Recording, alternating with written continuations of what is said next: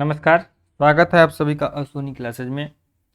आज हम लोग क्लास 10 में प्रकाश का परावर्तन चैप्टर का ये पार्ट 7 करेंगे। आज का हमारा टॉपिक होगा गोलीय दर्पण के लिए किरण आरेखों की बनावट क्या होगी। मतलब ये है कि जब किसी गोलीय दर्पण अवतल या उत्तल में कोई प्रतिबिंब बनेगा तो प्रतिबिंब को बनाने के लिए आप किस तरह के आरेख यानी किस तरह के आप डायग्राम यूज करेंगे, उसी को आज इस पूरे टॉपिक में पढ़ेंगे, इस पूरे वीडियो में पढ़ेंगे। वीडियो बहुत ही इंपॉर्टेंट इसलिए हो जाता है ये कि जब आप इससे आगे बढ़ेंगे तो आप अवतल दर्पण में विभिन्न स्थितियों पर रखे हुए आरेखों को पढ़ेंगे और उत्तल दर्पण में भी विभिन्न स्थितियों पर रखे हुए आरेखों को, डायग्राम्स को आप पढ़ेंगे।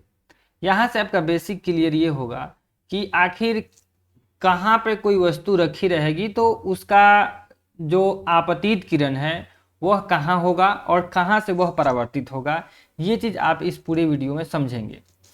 तो इसमें क्या है कि जैसे कि कोई भी जब प्रतिबिंब, कोई भी जो दर्पण होता है, जैसे कि समतल दर्पण को ही ले लीजिए। समतल दर्पण में जब उसके सामने में कोई वस्तु होती है तो वो प्रतिबिंब बनाता है, ठीक है। और समतल दर्पण में प्रतिबिंब किस प्रकार बनता है ये हमने पीछे वाले वीडियो में देखा भी था। तो आपको अगर याद हो पीछे की वीडियो में, अगर हम आपको थोड़ा सा ले चले तो हम आपको थोड़ा सा रिवीजन कराना चाहते हैं कि देखिए किस तरह से कि जो समतल दर्पण है उसमें कैसे प्रतिबिंब बना था। समतल दर्पण द्वारा प्रतिबिंब का बनना, और ये रहा समतल दर्पण पर पड़ने वाले प्रकाश का परावर्तन किस तरह से होगा, ये हो गया। और ये था आपका टॉपिक समतल दर्पण में प्रतिबिंब का बनना। और आप देखे थे कि किस तरह से समतल दर्पण में पूरा यह प्रतिबिंब बना था, ठीक है। अगर आप नहीं देखे हैं तो पीछे का वीडियो देखते हुए आइए ताकि आपको पूरा कॉन्सेप्ट समझ में आ जाए। यहाँ बेसिकली हम आपको यहाँ पे इसलिए लाए हैं क्योंकि देखिए एक किरण ये लेके काम किए थे हम लोग और दूसरा किरण ये लेके काम किए थे। तो आप जानेंगे कैसे कि हम कैसे किरण ले, ये इधर ही आएगा ये इधर ही आएगा। इसी दुविधा को दूर करने के लिए ये हमारा आज का टॉपिक है कि कोई वस्तु कहाँ रखी रहेगी तो किस तरह से उसकी किरणों को हम लेंगे, ठीक है। तो यही बात हुई कि जैसे समतल दर्पण में प्रतिबिंब बनाने के लिए हम किरण लिए थे, ठीक उसी तरह गोलीय दर्पण में भी हम क्या करेंगे, किरणों का चुनाव करेंगे, किरण लेंगे। तो यही कहता है कि गोलीय दर्पण जो होता है अपने सामने रखे जितने भी प्रदीप्त वस्तुएं होते हैं उन सभी का प्रतिबिंब बनाता है।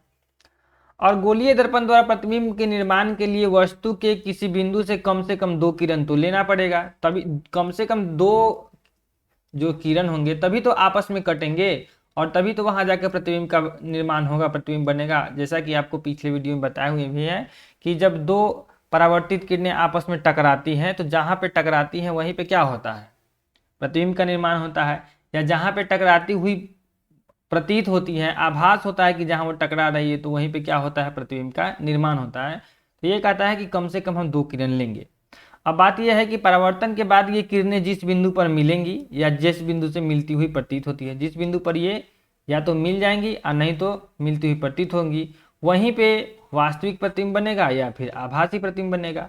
आपको इतना जरूर पता होना चाहिए, याद हो गया होगा कि जब सही में आके कटता है तो क्या होता है, वास्तविक होता है। और जब ऐसा लगे कि वहां पे कट रहा है तो क्या होता है, आभासी प्रतिबिंब होता है। जैसा कि पीछे के कितने बार हम लोग वीडियो में देखे भी हैं कि किस तरह से आभासी प्रतिबिंब बनेगा, किस तरह से वास्तविक प्रतिबिंब बनेगा। जैसे कि यहाँ पे आप देख सकते हैं कि ये आपका वास्तविक प्रतिबिंब यहाँ पे बनता हुआ दिख रहा है। ये एक परावर्तित किरण हो गई और ये एक परावर्तित किरण हो गई, तो ये सही में जाके यहाँ पे मिल रहा है तो ये वास्तविक प्रतिबिंब बना रहा है।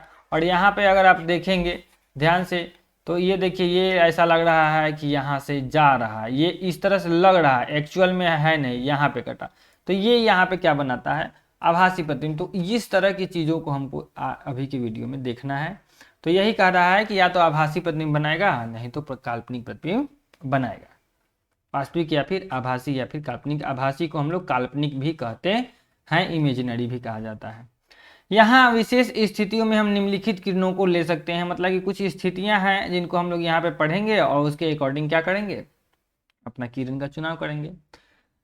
आप गोलीय दर्पण में कोई भी ले सकते हैं, अवतल भी ले सकते हैं या भी उत्तल ले सकते हैं, उसमें कोई दिक्कत नहीं है। पहला हमारा पॉइंट ये है कि जब मुख्य अक्ष के समांतर आपतित किरण हो। मतलब कि जो गोलीय दर्पण है अवतल या उत्तल, उसके मुख्य अक्ष के समांतर किरणें आ रही हैं तो किस तरह से होगा, ठीक है, किस तरह से होगा इस चीज को देखना है। तो कहता है कि दर्पण के मुख्य अक्ष के समांतर आने वाली किरण दर्पण से परावर्तन के बाद जब अवतल है तो फोकस से होकर हो जाती है और उत्तल है तो फोकस से आती हुई प्रतीत होती है। यहाँ पे इसका फिगर बना हुआ आपको मिल जाएगा। देखिए मुख्य अक्ष क्या होता है, यह केंद्र से लेके ध्रुव के मिलाने वाली जो वक्रता केंद्र है और वक्रता केंद्र से ध्रुव को मिलाने वाली जो रेखा हो गई वह क्या हो गई, आपका मुख्य अक्ष हो गया। पीसी क्या है, मुख्य अक्ष है। अब इस मुख्य अक्ष के समांतर एक किरण आपतित ये हो गई, ये आपतित किरण हो गई। तो यह जो आपतित किरण होगी तो परावर्तन होगा, तो यह परावर्तन होगा ना, तो याद यही रखना है कि जब मुख्य अक्ष के समांतर हो तो वह फोकस से जाएगी। कहाँ से जाएगी, फोकस से होके जाएगी। एकदम याद रखना है कि जब मुख्य अक्ष के समांतर होती है, मुख्य अक्ष के समांतर हो तो दर्पण के फोकस से होके जाती है अवतल दर्पण में, और जब मुख्य अक्ष के समांतर हो तो क्या होगा कि फोकस से आती हुई प्रतीत होती है। कहाँ से आती हुई प्रतीत होती है, फोकस से। जैसे कि ये एक उत्तल दर्पण है, ठीक है, आपको पता है अंदर से कलई कर देने पर क्या बन जाता है, उत्तल दर्पण। उत्तल दर्पण का ये मुख्य अक्ष हो गया, उत्तल दर्पण का क्या हो गया, मुख्य अक्ष हो गया। अब यहाँ से ये आया, ठीक है, तो यहाँ से आने के बाद में तो ये तो ऐसे निकल जाएगा यहीं पे, लेकिन ऐसा प्रतीत होगा कि यह कहाँ से आ रहा है, ये कहाँ से आता हुआ प्रतीत होगा, यह जो परावर्तित किरण है यह कहाँ से आता हुआ प्रतीत होगा, फोकस से आता हुआ प्रतीत होगा।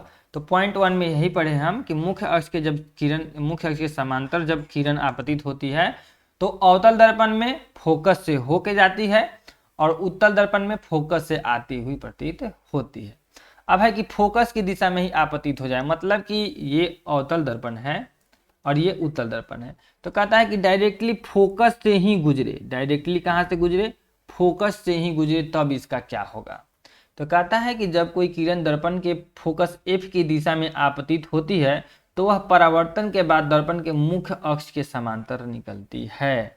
देखिए दोनों एक दूसरे का उल्टा है, पहले इसको समझ लीजिए। जब फोकस से आएगी तो मुख्य अक्ष के समांतर निकल जाएगी, जब फोकस से आएगी तो अवतल दर्पण में मुख्य अक्ष के समांतर निकल जाएगी, उत्तल दर्पण में भी सेम सीन होगा आपका। ये यहाँ हो गया, ये P हो गया, ये फिगर यहाँ पे कट गया, ये F हो गया, F यहाँ हो गया और C यहाँ हो गया। तो जब ये क्या होता है कि ये आपतित किरण है, ये क्या है, आपतित किरण है। कहाँ, फोकस पर। फोकस पर जब आपतित किरण होगा, F है, जब फोकस पर किरण आपतित होगा तो वो क्या होगा, उसके मुख्य अक्ष के समांतर निकल जाएगा। उसके मुख्य अक्ष से क्या होगा, समांतर निकल जाएगा। इसका मुख्य अक्ष कहाँ है, यहाँ है, तो इसके समांतर वो निकलता हुआ प्रतीत होगा। बात समझ में आया। ये आपका क्या हो गया, आपतित किरण, ये क्या हो गई, आपतित किरण हुई, ठीक है, और ये उसका नॉर्मल हो गया यानी कि 90 डिग्री हो गया। तो ये तो यहाँ पे पड़ा, ये तो यहाँ पे पड़ा और यहाँ से ऐसे चला जाएगा, यहाँ से क्या हो गया, ऐसे चला जाएगा।